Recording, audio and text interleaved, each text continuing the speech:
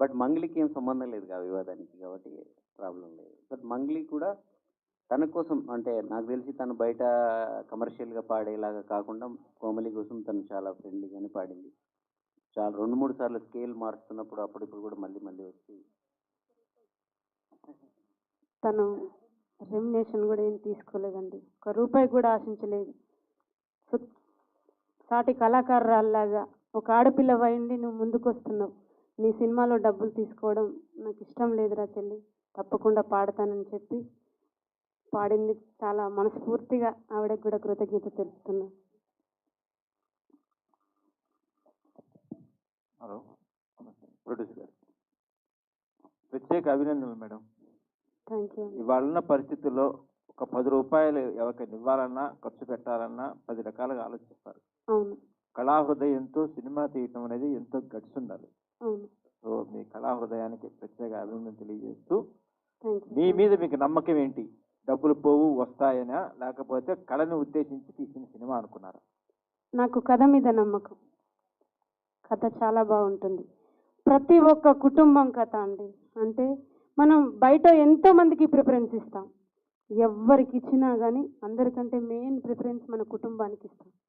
కాబట్టి మన కుటుంబంలో జరిగే స్థితిగతులు, ఆర్థిక పరిస్థితులు, మన గ్రామంలో జరిగే, మన జీవితంలో మనం అనుభవించినటువంటి పరిస్థితులను తెలియజేసే యొక్క కామెడీ ప్రతి ఒక్క సబ్జెక్టుని తీసుకొని ఈ కథను నమ్మి డైరెక్టర్ గారికి చిన్న లైన్ చెప్పినప్పుడు అసలు తీయగలుగుతామా మనం అని చాలా కష్టపడ్డాడండి. డైరెక్టర్ గురించి చెప్పాలంటే రియల్గా చాలా కష్టపడ్డాడు.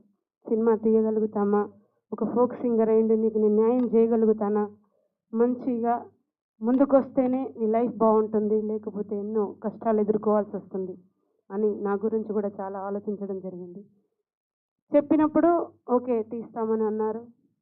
సరే దానికి నేను సరే అన్నాను. కానీ తర్వాతకి ఎన్నో ఇబ్బందులు, ఎన్నో కష్టాలు.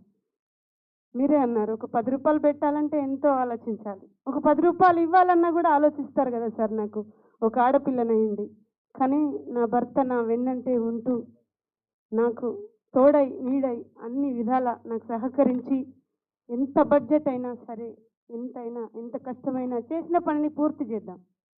పూర్తి చేయడం ముఖ్యం.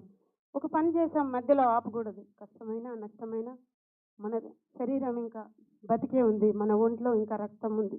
కష్టపడదాం, ముందుకెళ్దాం, ఏదైనా మనం పాజిటివ్గానే తీసుకుందాం అని నాకు ధైర్యం చెప్పాడు. అలాగే డైరెక్టర్ గారు కూడా ధైర్యంగా ఉండాలని చెప్పారు. ఆ విధంగా వెళ్ళడం జరిగింది. చాలా మంచి సినిమా, ప్రతి ఒక్కరు వెళ్ళాలి.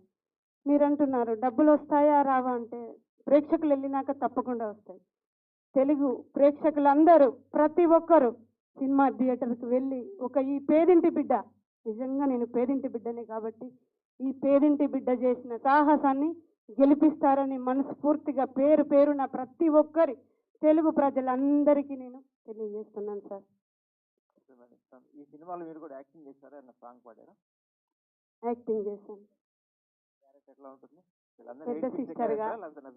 పెద్ద సిస్టర్గా, అమాయకంగా, ఏమీ తెలియని సిస్టర్గా, నాన్న చెప్తే వినే కూతురుగా ఉంటుంది.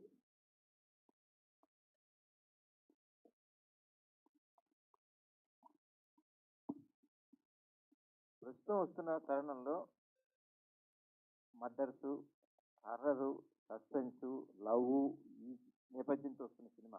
అవును సార్. ఇవన్నీ పక్కన చూసేసి ఈ తరహా కథ తీసుకోవడంలో మీ మీద గట్స్ ఏంటి? ఈ కథకి ఇన్స్పిరేషన్ ఎవరు? సార్ గట్స్ ఏం కాదు సార్. అంటే మన తెలుగు ప్రేక్షకులు ఎప్పుడు కూడా మంచి సినిమాలు ఆదరిస్తున్నారు సార్. కంటెంట్ ఉన్న సినిమాలు, శతమానం భవతి, బలగం, ఆ నలుగురు, ఈ టైప్ సినిమాలన్నీ కూడా మంచి హిట్ అయ్యాయి సార్. అలాగే కె విశ్వనాథ్ గారి సినిమాల ప్రభావం నా మీద కొద్దిగా ఉంటుంది సార్. ఆయన చాలా మంచిగా